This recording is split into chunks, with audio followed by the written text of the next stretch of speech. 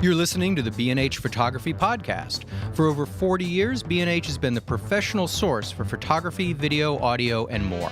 For your favorite gear, news, and reviews, visit us at bnh.com or download the B&H app to your iPhone or Android device. Now here's your host, Allan Weitz. Oh my gosh, that's me. Welcome to the B&H Photo Podcast. Today we ask the question, are you down with drones, the latest on aerial photography platforms? Our guests today include Randy Scott Slavin, director, photographer, aerial cinematographer, and the main man at Yeah Drones, a full-service production company specializing in artistic aerial cinematography for film, television, and advertising. Randy is also the founder of the New York City Drone Film Festival, which is next scheduled for March 2016. Also joining us today is my good friend and B&H product specialist, Dan Campo, who is greatly responsible for making B&H the #1 source for drones and related aerial imaging technologies.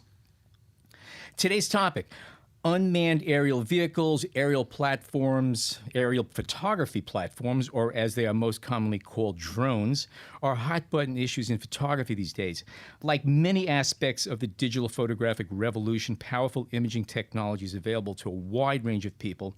So today we're going to talk about how all of this is playing out legally and technically for professionals and amateurs alike. On a personal note, I purchased a first-generation DJI Phantom drone when they first hit the scene, and while I was able to successfully exceed my remote control flying skills while terrifying every genre of wildlife within a quarter of a mile of a local ball field, upon my attorney's advice and after a few close calls and crashes, I sold it on eBay in order to avoid lawsuits and submitting to hundreds of hours of community service. All of that said, Randy, tell us about how you first fell into this, specifically drone cinematography.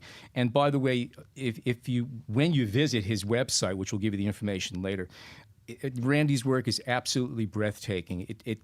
Drone imaging is really spectacular, and Randy has really truly mastered the art and technique of that craft. Well, thank you very much, Allan. I appreciate that. So, yeah, I got into it at the same time that you did. Really the first generation Phantom is kind of what got me into it. Really, the way that the story goes, which is actually 100% true, is I like watching skateboard videos. I've been a director for the past 10 years, and I always like watching skateboard videos because they're kind of repositories of really good style, and they're usually very fringe, which I particularly like. You always see interesting camera techniques, technologies, and whatnot, and there's one video that I saw called Pretty Sweet, and it started out with this shot that just literally blew me away. My jaw was on the floor.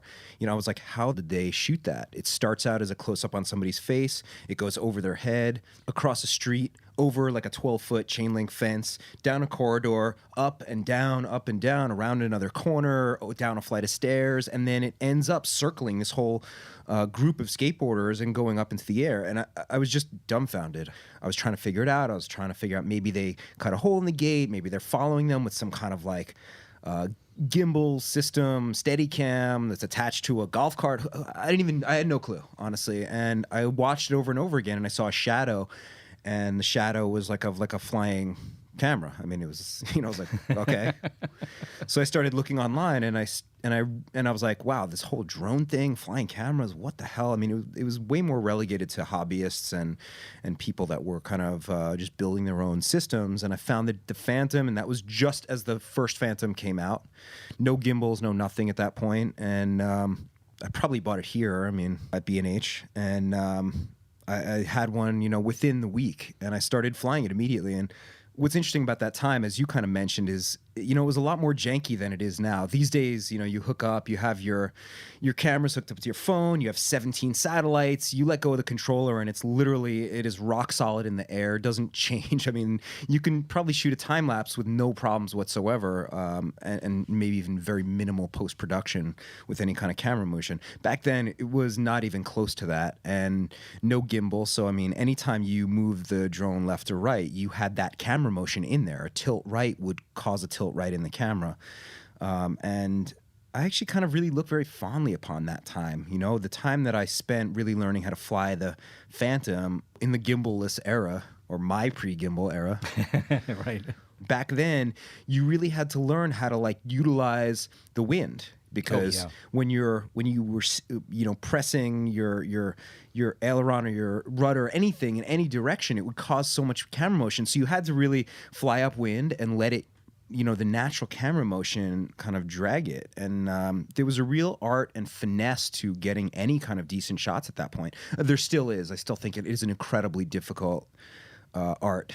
It was also kind of unpredictable. I know the first, I'd say, half dozen flights that I had, they were really, really good. I was able to get the thing to shoot up, come down, and I remember I was playing around. I was having it hovering over a juice bottle that I had on the ground. I was getting just to tickle it and knock it around a little bit and then take off and come back down, and it was fine. And then I crashed it, and it never quite worked the same way. Well, they're not meant to be crashed. I mean, let's be real. I mean, especially now that we have something like the Inspire. I mean, the Inspire is not meant to be crashed at all. Right. As soon as it falls, I mean, it's like it has that very delicate gimbal. All the gimbals are delicate, but that one especially is hanging down off the bottom. And, it's like as soon as it gets knocked, any of the blades get knocked, and it's just going to fall. And as soon as it falls on the gimbal, it's done. Well, So, can you explain gimbals? yeah, a gimbal, to put it in very basic terms, is kind of like a chicken's head. You know how like you hold onto a chicken and you move it around and the head of the chicken stays in exactly the same place? Aha. I'm hearing crickets here. I mean, all right. No, I'm from New no. York City, so I don't really know much about chickens either, but I did know about this before gimbals. Anyway, the idea is that basically that, the gimbal, through the use of motors, some of them in 2 dimensions, some of them in 3 dimensions, counteracts the motion of the craft and the wind so that the camera is stable. Thank you, Danny. You've seen this whole thing from day one, pretty much. I remember when you were walking around the office with these drones. You were flying them around the office. I remember you disrupted many work. I don't do that anymore. He doesn't do that anymore. But let's get some perspective from you. You've seen it from the earliest machines, which were were a notch above the Wright brothers flying machines as far as technology, to where we are today. Can you tell us about some of these transitions and how things have improved from the first to the latest of what we now have available? I came into the industry about the same time that Randy did, as he was saying. It was around 2.5, 3 years ago. The first generation Phantom, they came by and they put it on my desk and they said, "Here, you need to train the B&H sales staff on how to use this, how to understand it." 3 months later, and 3 models that I'd crashed 2 of them. One of them flew away, one of them crashed. I finally started to understand how these things worked, how they ticked. They're quite simple machines, really, when you take down the core components, sort of like a computer. You have your processor, you have your RAM, you have your storage, you have the case for it.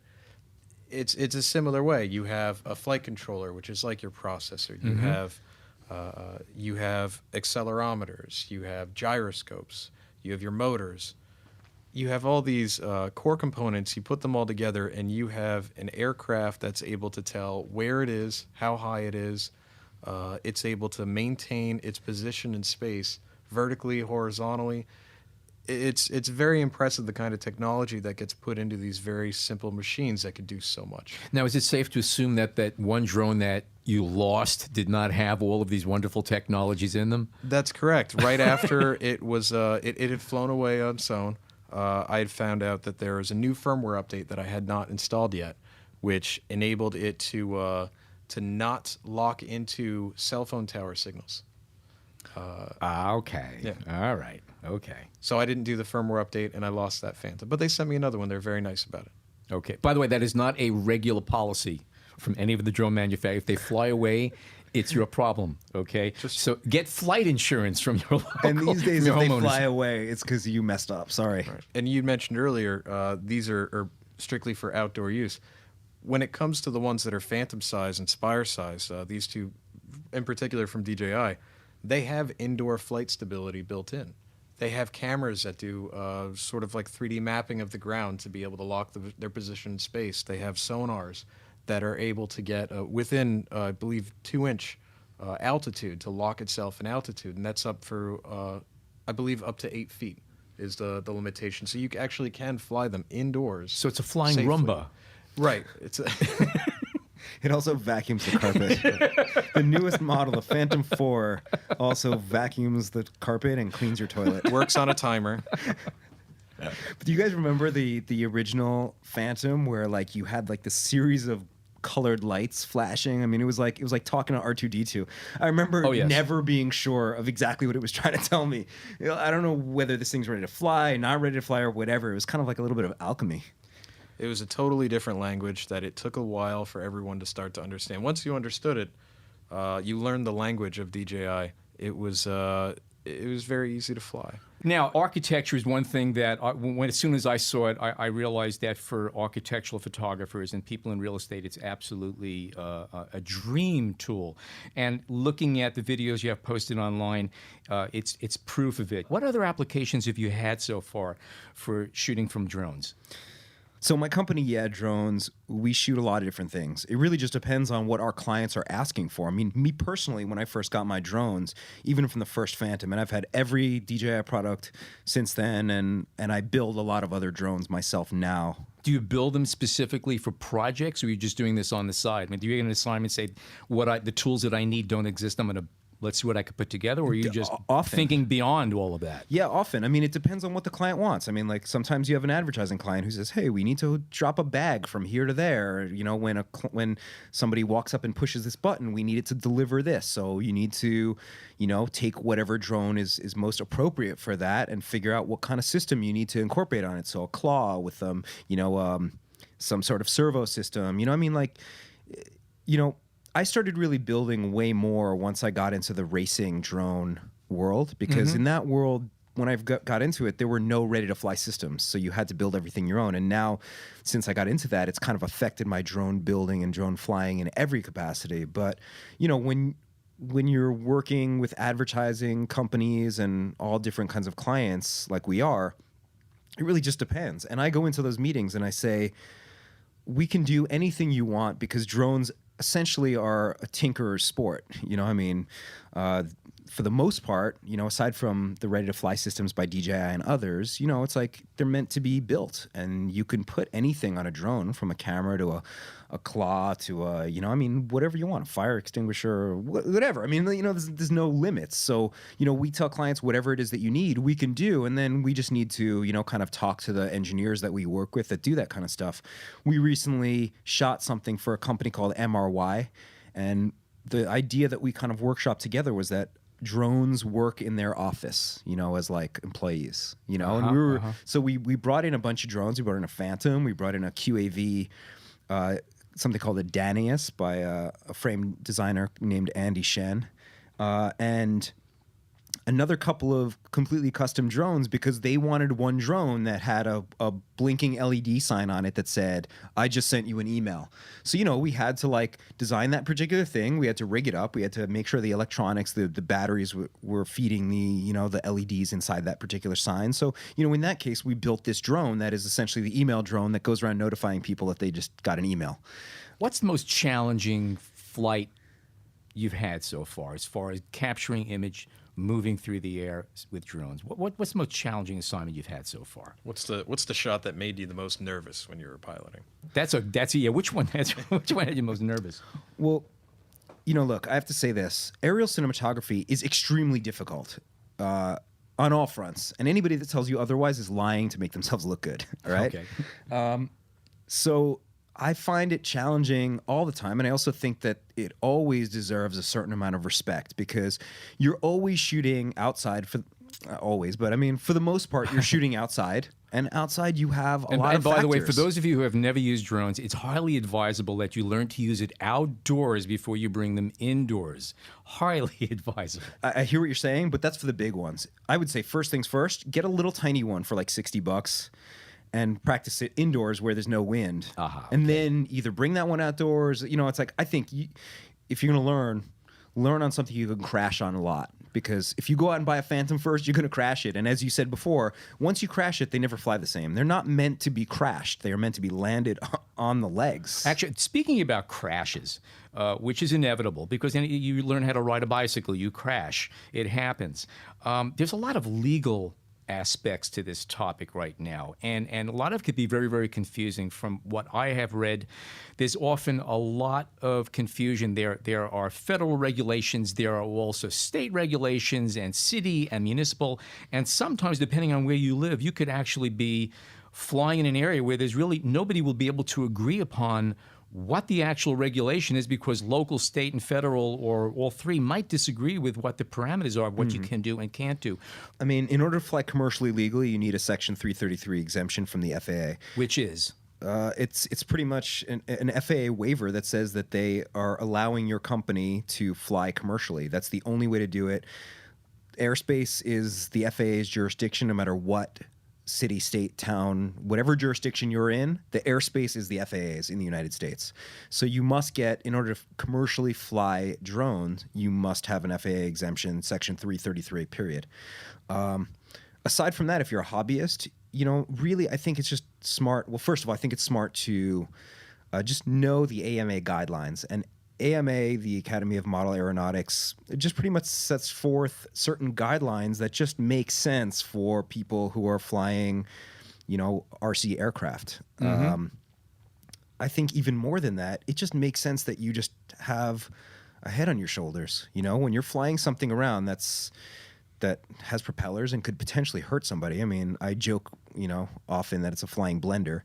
That you don't fly over people, you don't recklessly endanger people. I mean, the reality is it's not that dangerous of an item, I mean, considering that we drive automobiles everywhere, which is many tons of metal, careening around at high speeds, and we give licenses to every person out there.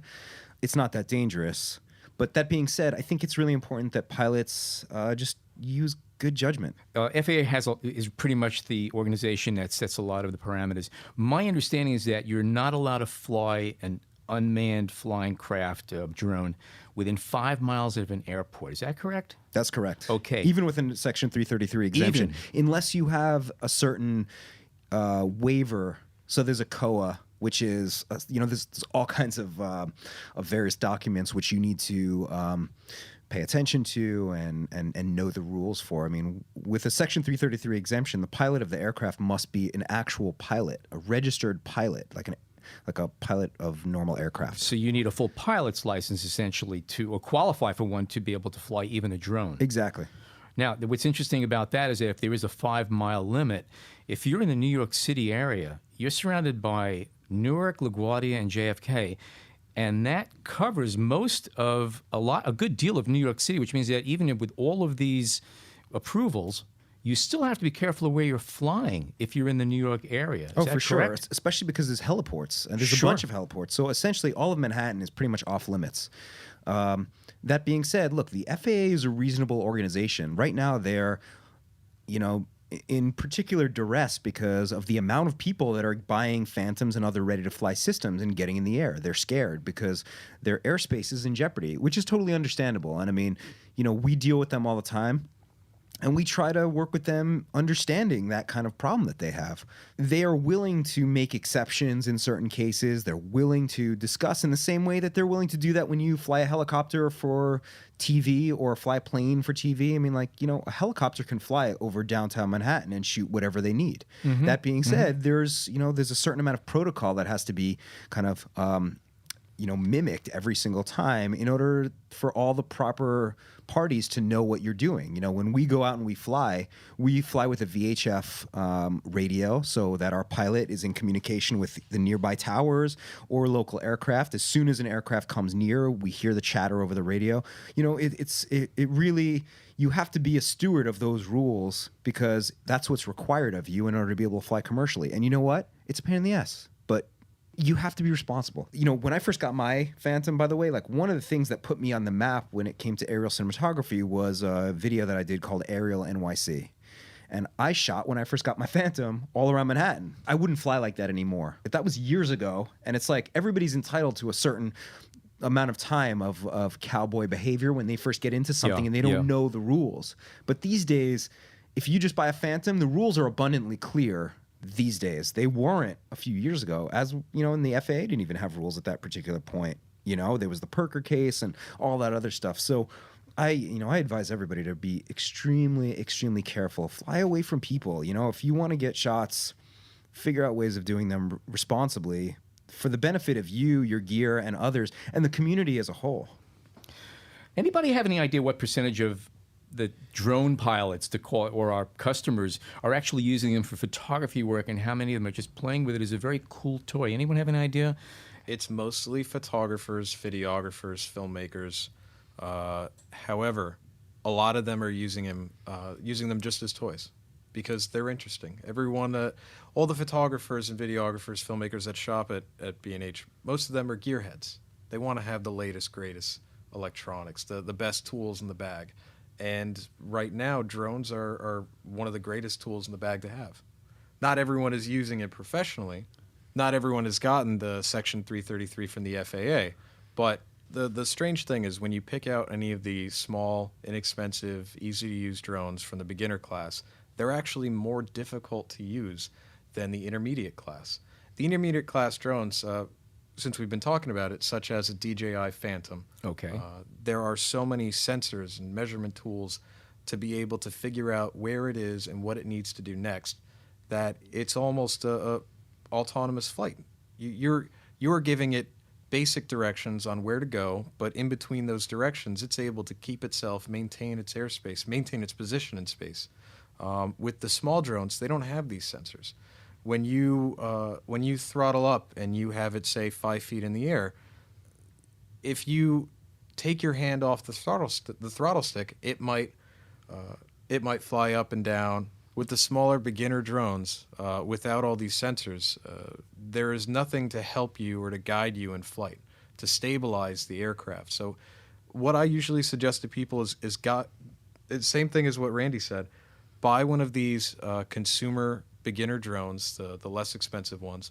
Once you've mastered or learned how to fly those, if you go up to a Phantom that's going to cost you significantly more, you're not going to have any problems flying it. All the autopilot systems and all the sensors involved will calculate where it is and help you in flight. So right now, and again, prices and technology changes very rapidly. How much do you have to spend approximately to get into a drone that is controllable, one that you could learn, one that is not going to scare off every animal in a neighborhood? I would say between $500 and $1,500. That would be your range of the intermediate drones, and really in that range, you're going to have compatibility to cameras, action cams such as GoPros, things like that.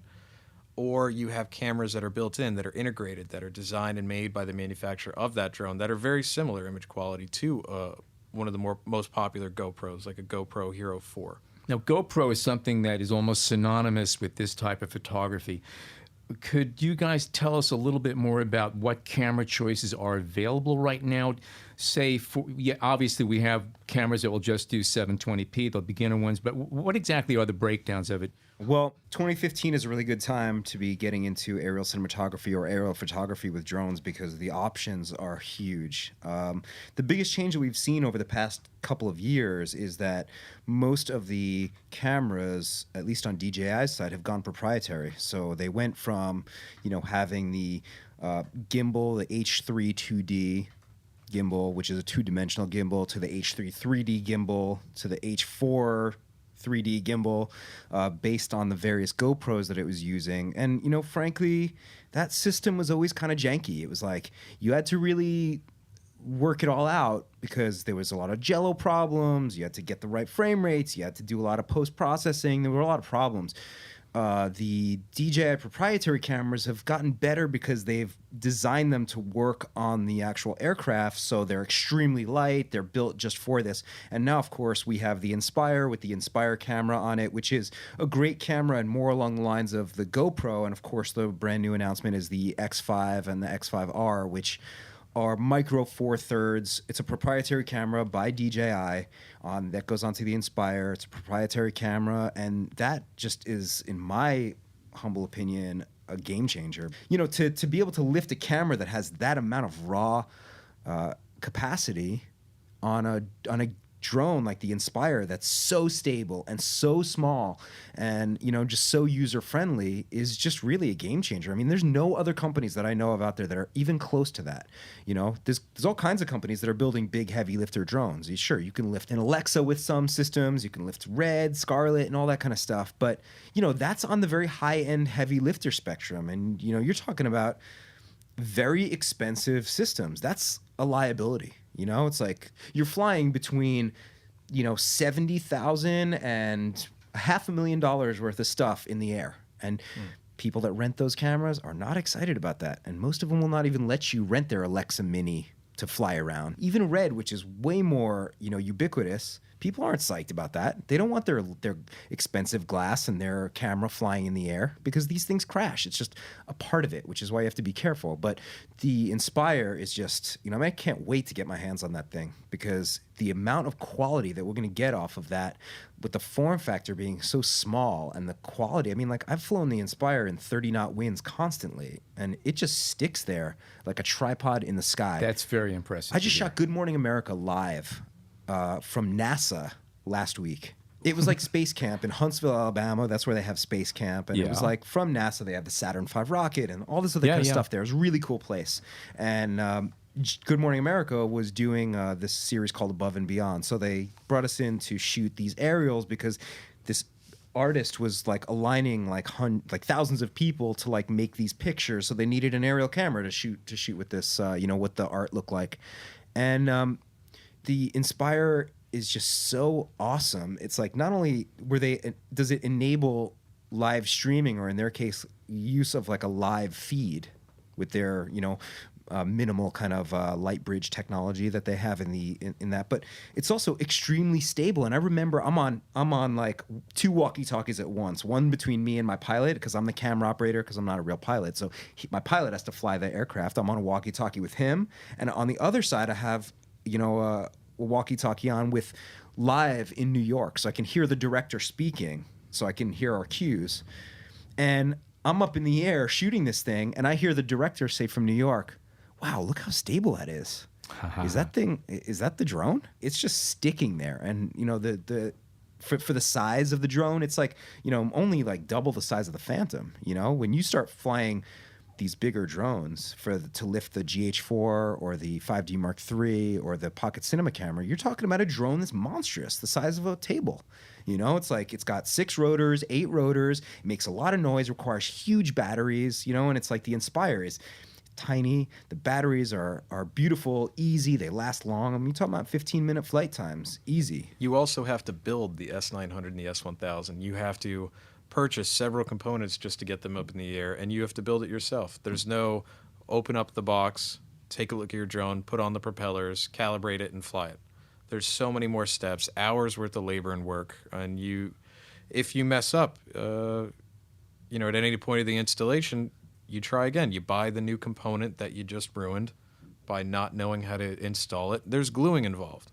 You glue the wrong component in the wrong place, you might have to spend some money fixing that mistake. Oh, yeah. Not only that, but, it's like you have to update firmware on all these different components, and it's like when you do that, forget it. You brick something like a GCU, the gimbal control unit, and it's like, it's going to take you, if you can find the right people because you can't just bring it back to B&H, you have to call up, DJI's helpline. And at a certain point in the past, getting through that was, forget it. You'd be more lucky to just, right. Yeah. Good luck. So, and it's like, these kind of things, if you're lucky, if you can find a YouTube video, the instructions are written by somebody, in China who's like, not being translated very well. And so obviously all these things have gotten better, but the Inspire itself right now is so easy. It's just such like a pop-up.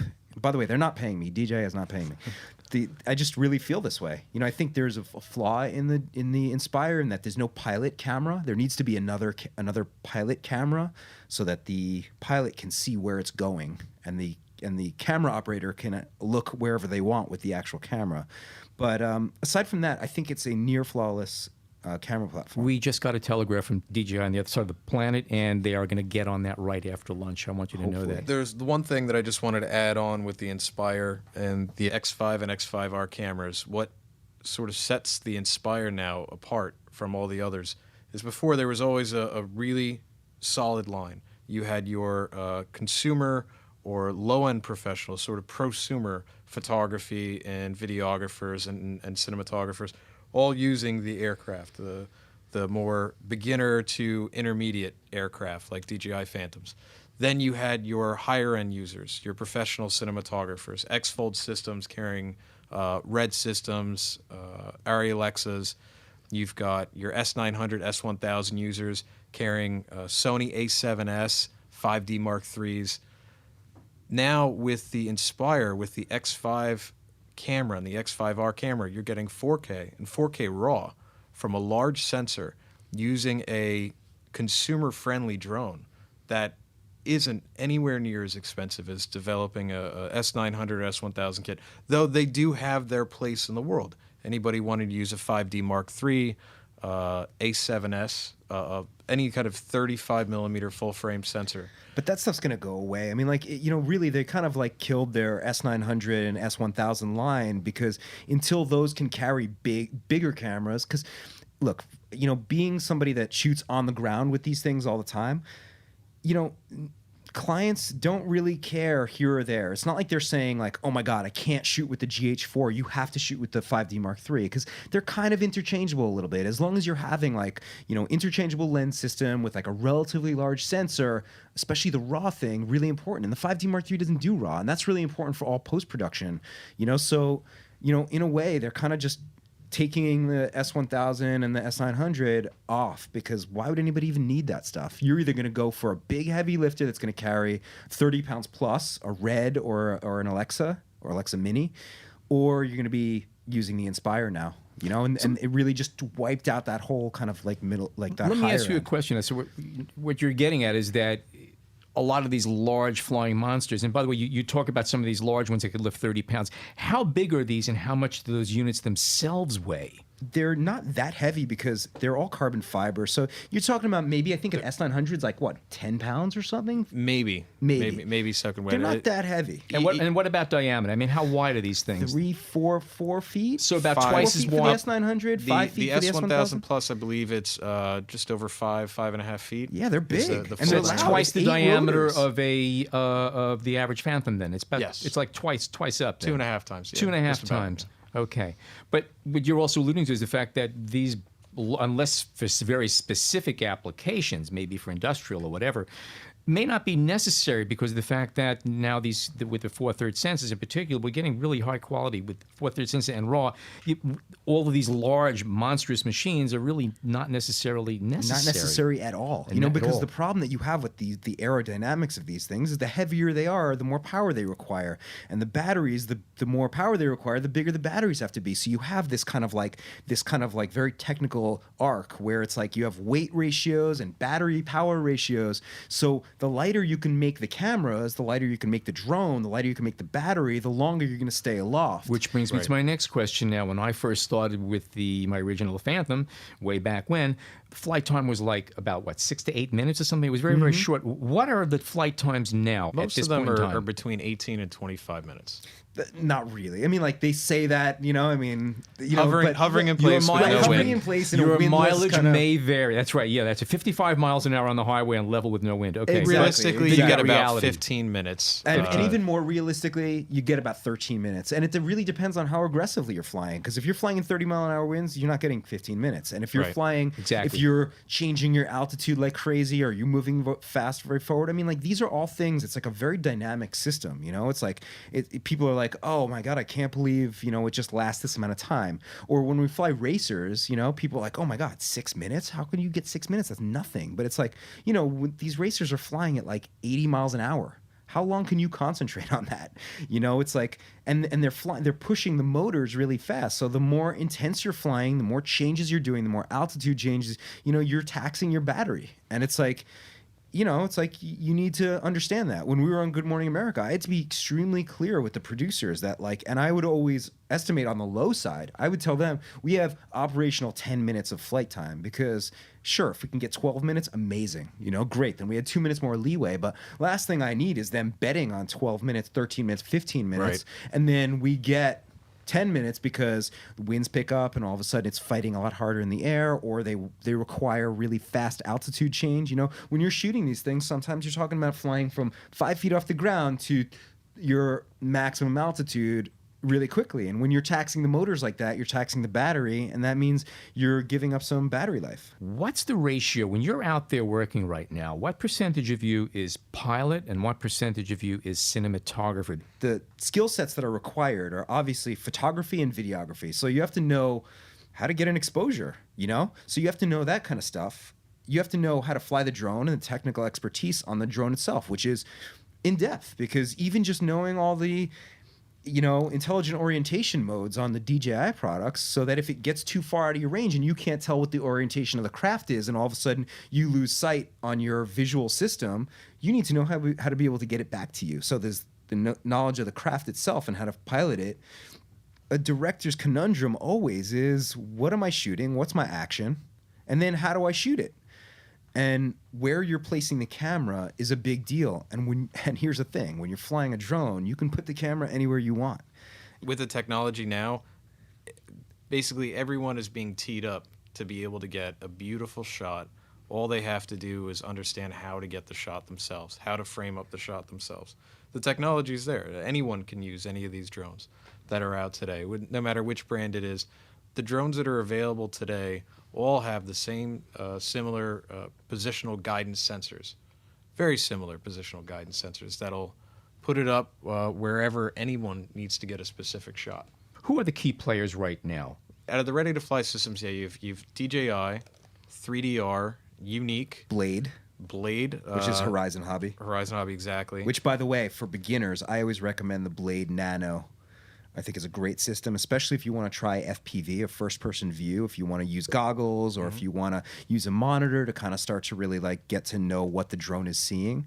Their ready-to-fly system, the Blade Nano RTF, FPV RTF or something like that, is a great system. I totally recommend it. It's pricey, but it's worth it because, like I said, it's better to crash a cheaper drone that's a couple $100 than to crash a Phantom. You also have the Hubsan line and the very small Hubsan drones. Usually those are the ones you can find for around $50 to $80. Right. Those are very good beginner's they're good. tools too.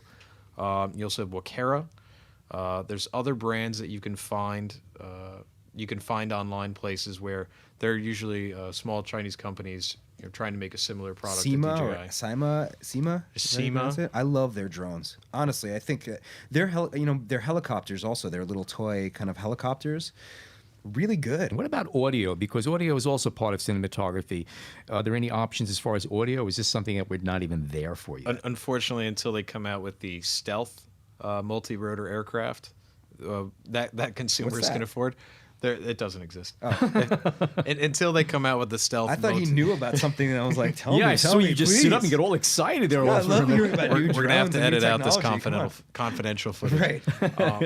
I was kind of upset. You know, the Inspire 1 doesn't have any audio, and it's like, I don't need audio coming from my drone, but I do like it. I'm not sure whether I like it because I've gotten used to it, because, when you used to fly a GoPro, you'd hear it. And when you fly like a 5D Mark III, you can hear it. When you fly a GH4, you can hear it because they all have, audio in all those systems. So there's a part of me when I get the footage from the Inspire that kind of misses that. I understand why they wouldn't do it, because why do they need to carry any extra gear? It's kind of dead weight. But it's also interesting from like a diagnostic point of view, and I've gotten more used to that actually on the racing drone side. The sound of the drone indicates the drone's health and well-being. Interesting point. I know when I'm driving a car, especially, you get used to the sound of a car, and you could tell if something is not quite right. It's sort of like a way of keeping a finger on the pulse, in a sense. What do you guys see in the next 5 years? We've seen an awful lot in the past 3 or 4 years since all of this started taking off. Where are we going? What do you know is going to be coming down the pike? What would you like to see? Look, the technology has just been flying. With the new X5 and X5R, I'm kind of seeing what I like. I like the idea of being able to have something like the Inspire, but with a better camera. I mean, before this was announced, I put in a pre-order for the Blackmagic micro cinema camera, because I was like, this is a perfect camera platform, and I'm going to build my own personal drone to my own specifications and design it for that. And once the Inspire X5R came out, I was like, okay, forget it.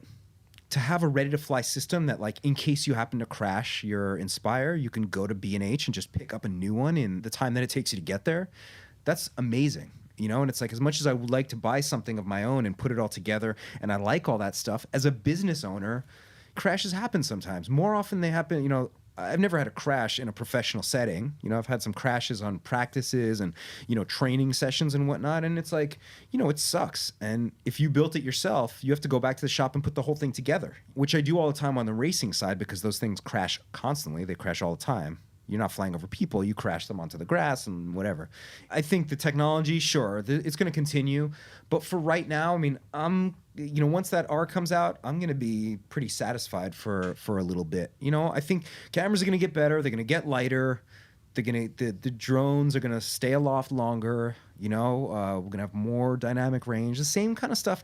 I mean, what DJI is doing, and I think that what I really like about what they did with this X5R thing, sorry to keep harping on this one thing, but it's the biggest news right now in this particular case, is that I think they really realized that they're a camera company.